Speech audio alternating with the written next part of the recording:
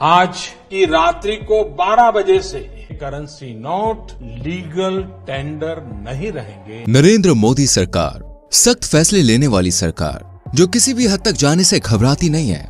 8 नवंबर 2016 रात का वक्त था और दिन मंगलवार था।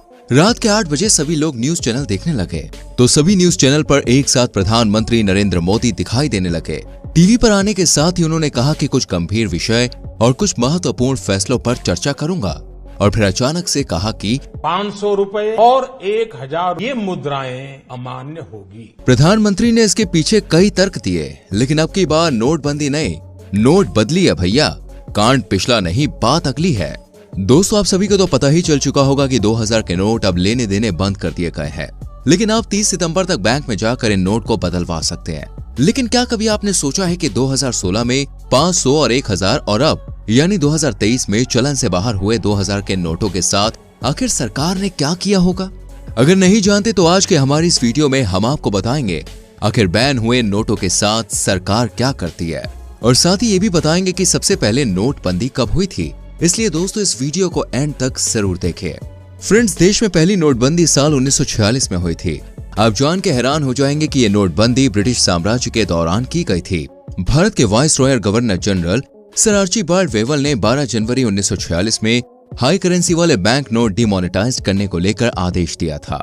इसके 13 दिन बाद यानी कि 26 जनवरी रात 12 बजे के बाद से ब्रिटिश काल में जारी 500 रुपए और 1000 रुपए और 10,000 रुपए के हाई करेंसी के नोट प्रचलन से बाहर हो गए थे।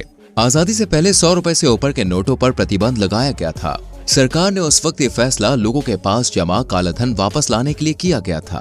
ऐसा माना जाता था कि उस समय भारत में व्यापारियों ने मित्र देशों को सामान आयात करते हुए भारी संपत्ति जमा की थी और इनकम टैक्स डिपार्टमेंट से मुनाफे को छिपा रहे थे। देश में काले धन को खत्म करने के लिए अंग्रेजों से आजादी मिलने के बाद साल 1978 में भी नोटबंदी की गई थी। यह आजाद भारत की पहली नोटबंदी थी। इसे काले धन को खत्म करने के साथ भ्रष्टाचार को रोकने और अर्थव्यवस्था को मजबूत बनाने के लिए भी किया गया था। 1978 में मोरारजी देसाई सरकार ने बड़े नोटों को डिमोनेटाइज किया था। इस दौरान जब नोटों को डिमोनेटाइज किया गया तो भी कमोबेश 2016 जैसे ही हालात थे। उस समय के अखबारों में प्रकाशित खबरों के मुताबिक लोगों को काफी दिक्कतें हुई थी। जनता पार्टी के नेतृत्व वाली सरकार ने 16 जनवरी 1978 को 1000 रुपए, 5000 रुपए और 10,000 रुपए के नोटों को बंद करने की घोषणा की थी। उसके बाद 8 नवंबर 2016 को रात 8 बजे भारत में संपूर्ण नोटबंदी की घोषणा भारत के वर्तमान प्रधानमंत्री श्री नरेंद्र मोदी जी ने की थी। उन्होंने 8 नवंबर की रात 8 बजे अपने राष्ट्र के नाम संबोधन में कहा था कि आज रात 8 बजे के बाद भारत में प्रचलित 500 और 1000 रुपए के नोट प्रचलन से बाहर हो जाएंगे। 500 और 1000 के नोट बंद कर दिए गए और 2000 का नोट जारी किया गया। लेकिन दोस्तों, अब 19 मई 2023 को फिर से अचानक 2000 का नोट बंद करने का ऐलान कर दिया गया है। भारतीय रिजर्व बैंक ने 2000 रुपए के नोट को चलन से बाहर करने की घोषणा की थी। 30 सितंबर के बाद यह नोट भी मान्य नहीं होंगे। लोग एक बार में 2000 रुपए के केवल 10 नोट ही बदल पाएंगे। फिलहाल अब भारत में सबसे बड़ा नोट 500 का प्रचलन में शायद ही जारी रहेगा, या भविष्य में भारत सरकार इसको भी बंद करने का ऐलान कर सकती है। 2000 के नोट एक्सचेंज को शुरू हुए दोस्तों 2 हफ्तों से ज्यादा हो चुके हैं। ऐसे में अब तक करीब 50% 2000 के नोट बैंकों में पहुंच चुके हैं। जब से नोटबंदी की प्रक्रिया शुरू हुई है तब से लोग बड़ी संख्या में बैंकों में लेकर आ रहे हैं और जमा करा रहे हैं या बदलवा रहे हैं। हाल ही में भारतीय रिजर्व बैंक के गवर्नर शक्तिकांत दास ने बताया कि बैंकों में करीब 1.80 लाख करोड़ 2000 के नोट वापस आ गए हैं। अब सवाल ये उठता है कि इन लौटाए गए नोटों का बैंकों या भारतीय रिजर्व बैंक क्या करेगा? क्या वो इन्हें कबाड़ में बेचेगी या फिर इनसे नए नोट छपेंगे? आइए जानते हैं कि बेकार हो चुके नोटों का आरबीआई क्या करता है। जानकारी के मुताबिक बैंक पहले बंद या बेकार नोटों को आरबीआई के क्षेत्रीय कार्यालय में भेजता है। फिर यहाँ से नोटों को कभी कभी गलत इस्तेमाल से बचाने के लिए जला दिया जाता है। कुछ नोटों की जांच की जाती है कि कहीं वो नकली नोट तो नहीं है। इसके लिए खास तरह की मशीनों का इस्तेमाल किया जाता है। इसके बाद मशीन के जरिए नोटों को टुकड़ों में काटा जाता है। अगर नोटों की लाइफ अच्छी होती है तो उन्हें रिसाइकिल कर नए सर्कुलेशन नोट बनाए जाते हैं। इन नोटों के टुकड़े भी फैक्ट्री में कार्डबोर्ड बनाने के लिए दिए जाते हैं। साल 2016 में जब नोटबंदी हुई थी तो बैंकों ने पुराने नोटों के निस्तारण के लिए नोटों को आरबीआई दफ्तर में जमा करा दिया था, जिसके बाद रद्दी नोटों को कबाड़ के रेट पर फैक्ट्रियों को बेच दिया जाता था। उस समय कारखानों को लगभग 800 टन कचरा प्राप्त होता था, जिसे कंपनी ने 200 रुपए प्रति टन की दर से खरीदा था। यानी जितना नोट नहीं छपता उसका कचरा उससे कम रेट पर फैक्ट्रियों को दे दिया जाता है। नोट छापने में कितना खर्च आता है, ये इस बारे में बात करते हैं। दोस्तों, 2000 के एक नोट की छपाई में करीब 4 रुपए का खर्चा आता है। आरबीआई ने 2000 के नोटों का चलन बंद कर दिया है। ऐसे में अब इनकी छपाई में पैसा खर्च नहीं होता। हालांकि 500 रुपए के नोट की छपाई के मामले में 500 रुपए के नोट को 1 रुपए की कीमत पर छापा जाता है। हालांकि नोटों का चलन बंद होने और बैंकों में पहुंचने के बाद इनकी कीमत घटती बढ़ती रहती है। उसके बाद ही उनकी रिसाइकलिंग प्रक्रिया खर्च की जाती है। आइए बताते हैं दोस्तों, नोट कैसे छापे जाते हैं। देखिए, इंडियन करेंसी के नोट भारत सरकार और रिजर्व बैंक ऑफ इंडिया के निर्देश पर ही छापे जाते हैं।